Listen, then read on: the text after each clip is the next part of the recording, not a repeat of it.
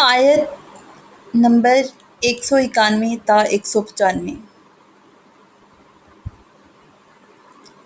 وَاقْتُلُوهُمْ حَيْثُ ثَقِفْتُمُوهُمْ وَأَخْرِجُوهُمْ مِنْ حَيْثُ أَخْرَجُوكُمْ وَالْفِتْنَةُ أَشَدُّ مِنَ الْقَتْلِ وَلَا تُقَاتِلُوهُمْ عِنْدَ الْمَسْجِدِ الْحَرَامِ۔ عنوان: چاند کے چھوٹا بڑا ہونے کی حکمت، اصل نیکی پرہیزگاری ہے، جہاد کا حکم، زیادتی سے ممانعت۔ دوران جہاد کافروں کو قتل کرنے کا حکم اور حدود حرم میں لڑائی کی ابتدا کرنے سے ممانعت۔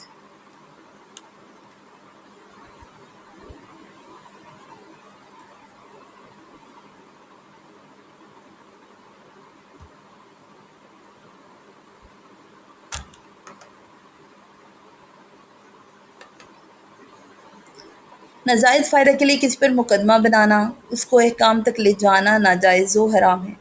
اسی طرح اپنی فائدہ کی خاطر دوسرے کو ضرر پہنچانے کے لیے حکام پر اثر ڈالنا، رشوتیں دینا حرام ہے۔ حکام تک رسائی رکھنے والے لوگ اس آیت کے حکم کو پیش نظر رکھیں۔ عربی لفظ اہلہ حلال کی جمع ہے اور نئے ماہ کی پہلی دوسری رات کے چاند کو حلال کہتے ہیں۔ یہ آیت زمانہ جاہلیت کی ایک رسم سے متعلق نازل ہوئی۔ اس سے معلوم ہوا کسی چیز کو ممانعت کے بغیر ناجائز سمجھنا جہلہ کا کام ہے۔ اپنی طرف سے غلط قسم کی رسمیں بنا لینا اور پابندیاں لگانا جائز نہیں۔ بہت سے کام ویسے جائز ہوتے ہیں لیکن اپنی طرف سے شرعاً ضروری سمجھ لینے سے وہ خلاف شریعت ہو جاتے ہیں۔ یہاں دوران جہاد کافروں کو قتل کرنے کی بات ہو رہی ہے۔ یہ حکم نہیں کہ امن ہو یا جنگ، صلح ہو یا لڑائی، ہر حال میں انہیں قتل کرو۔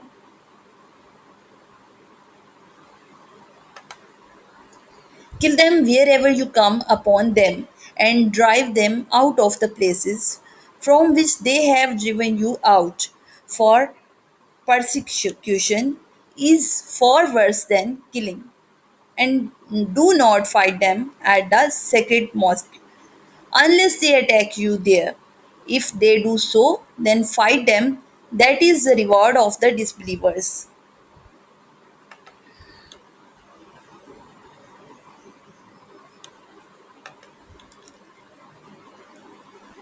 حَتَّى يُقَاتِلُوكُمْ فِيهِ فَإِنْ قَاتَلُوكُمْ فَاقْتُلُوهُمْ كَذَلِكَ جَزَاءُ الْكَافِرِينَ۔ ان سے نہ لڑو جب تک وہ تم سے نہ لڑیں، اور اگر وہ تم سے لڑیں تو انہیں قتل کرو، کافروں کی یہی سزا ہے۔ پھر اگر فَإِنِ انْتَهُوا فَإِنَّ اللَّهَ غَفُورٌ رَحِيمٌ، پھر اگر وہ باز آ جائیں تو بے شک اللہ بخشنے والا مہربان ہے۔ وَقَاتِلُوهُمْ حَتَّى لَا تَكُونَ فِتْنَةٌ وَيَكُونَ الدِّينُ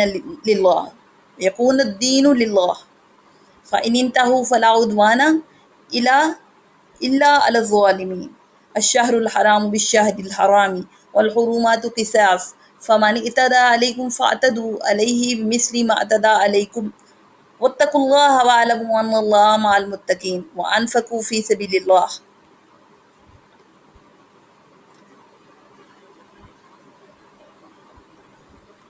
اور ان سے لڑتے رہو یہاں تک کہ کوئی فتنہ نہ رہے، عبادت اللہ تعالیٰ کے لیے ہو جائے۔ پھر اگر وہ باز آ جائیں تو صرف ظالموں پر سختی کی سزا باقی رہ جاتی ہے۔ ادب والے مہینے کے بدلے ادب والا مہینہ ہے اور تمام ادب والی چیزوں کا بدلہ ہے۔ تو جو تم پر زیادتی کرے اس پر اتنی ہی زیادتی کرو جتنی اس نے تم پر زیادتی کی ہو۔ اللہ سے ڈرو، اللہ سب کچھ جانتا ہے، بے شک اللہ پرہیزگاروں کے ساتھ ہے، اور اللہ کے راستے میں خرچ کرو۔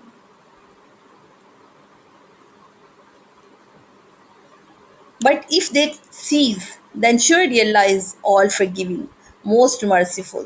Fight against them if they persecute you, until there is no more persecution, and your devotion will be to Allah alone. If they stop persecuting you, let there be no hostility except against the aggressors.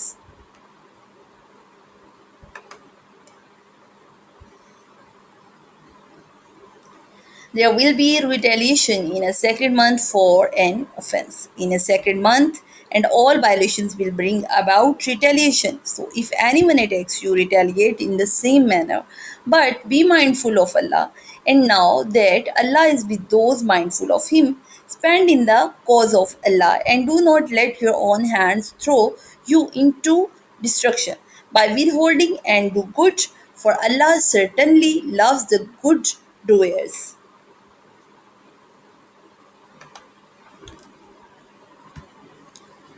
لا تلقوا بیدیکم الی التہلکۃ واحسنوا ان اللہ یحب المحسنین، اپنے ہاتھوں خود کو ہلاکت میں نہ ڈالو اور نیکی کرو، بے شک اللہ نیکی کرنے والوں سے محبت فرماتا ہے۔ شرک کا فتنہ ختم ہونے تک عربوں کے کافروں سے جہاد کا حکم، حرمت والے مہینے میں جنگ کرنے سے متعلق مسلمانوں کو تسلی، رائے خدا میں خرچ کرنے کا حکم اور خود کو ہلاکت میں ڈالنے کی ممانعت۔ حرم کی حدود میں مسلمانوں کو لڑنے سے منع کر دیا گیا کیونکہ یہ حرام کی حرمت کے خلاف ہے، لیکن اگر کفار ہی وہاں مسلمانوں سے جنگ کی ابتدا کرے تو انہیں جواب دینے کے لیے وہاں پر بھی ان سے لڑنے اور ان کے قتل کرنے کی اجازت ہے۔ یہاں فتنے سے مراد شرک ہے۔ دین اسلام کے اعلیٰ اخلاق، پاکیزہ کردار اور ظلم سے باز رہنے کا درس دینے کی بلندی دیکھیے کہ مچلتے جذبات، جذبہ انتقام کے جو